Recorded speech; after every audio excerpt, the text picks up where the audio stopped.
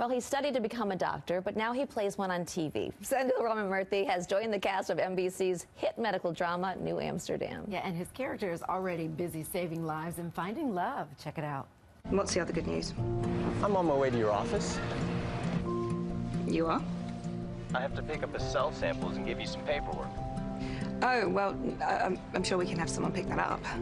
That's too risky. See, this paperwork includes 2 tickets to see Lauryn Hill at BAM.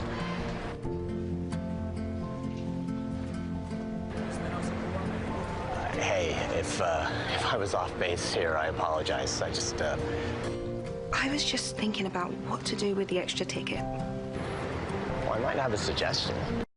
Oh, I love it for her. All right, and Sendhil joins us now. Welcome back. Good to see you. Thank you for having me. So what was it like joining this hit drama for NBC? And tell us who you play. Well, it wasn't tough. You know, it's such an uplifting, timely show, and to be asked to be a part of it. The creator of the show, David Schulner, was one of my producer writers on Reverie, and so he thought of me for the role, and I was just really happy to be asked to do it. Yeah. I play Dr. Penthaki, who's an oncologist who kind of peripherally gets involved in treating Dr. Max Goodwin, who's Ryan Eggold's character. Yeah. And then kind of falls into a romance with Dr. Sharp, played by Freema Agyeman. And it's based on the story of a real doctor Yes. who worked at a real hospital. And so the character that you play is based on a real person.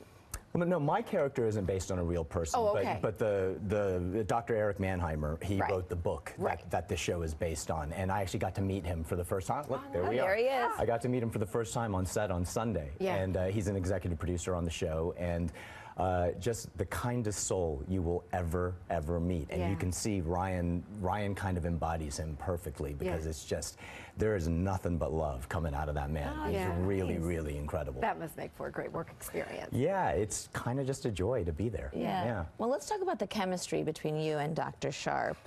This show already got renewed for a second season, so congrats on that. Are we going to see more of this romance blossom, perhaps? I don't know. Let's see. You know, we're still filming right now, and it's heading in a very interesting direction. You know, there's you know, Dr. Sharp is entering the world of, you know, kind of IVF and having a child and wanting to have a child, and it's kind of tackling that subject, which affects a lot of women. You know, you've reached a certain age and you don't want to miss your chance to have a child, and I think a lot of people are facing that right now, and maybe having difficulty with conceiving and all that, and that's what I love about the show. It doesn't really shy away from any of these difficult discussions. Yeah, and can sometimes complicate a new relationship is probably what's very which is always fun to play, and playing with Freema is just so much fun. Oh, yeah, it's a great storyline. So wait, both of your parents are doctors. You have a sister that's a doctor, and you studied pre-med.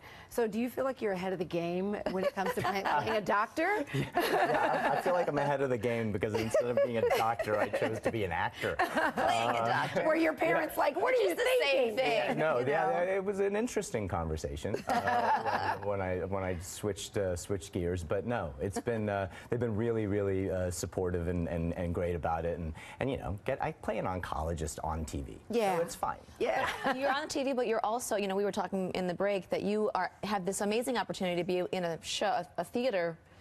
In a play at the same time you're on a show. Absolutely. The show is called HateF. We can't say the title of the play, but it's a timely and intense play. Tell us what you can about this show. Yeah, it's called HateF. Look up the real title, and it's a story about Muslim Americans, and it's a very timely piece right now. The playwright Rahana Lou Mirza wrote this as kind of a response to how Muslim Americans were being portrayed in the media, and she felt like it was, you know, rightly, they were being portrayed in a very negative manner a lot of the times, you know, like as terrorists or as some kind of like negative stereotype situation, and she wanted to write this as a response to that. And so my character is a novelist who is accused of trading in these Muslim stereotypes in the novels he writes, which are kind of these popular potboiler type novels, which sell amazingly well and get adapted into TV series, movies, and whatnot. And he's accused by a academic, a professor, saying, you know, why are you doing this? You have this platform, you have this voice.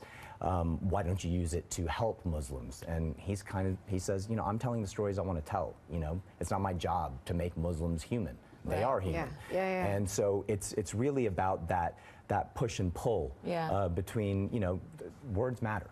What you put out there matters, especially, you know, in the time that we're living in right now. It's become, I think, very evident that what you say matters. And that's really what the play is about, and kind of looking at those stereotypes and looking at the subset of Muslim Americans. Like, they're not all the same. You think these two should be together. What a great opportunity to play that, to tell that story. And very timely. I mean, very timely. All right, well, you can catch Sendhil in HateF now through March 31st. Tickets are on sale at wptheater.org. And new episodes of New Amsterdam air Tuesdays at 10 p.m. on NBC. Great to have you here, and congrats on everything. Thank you very much. Thanks for having me again.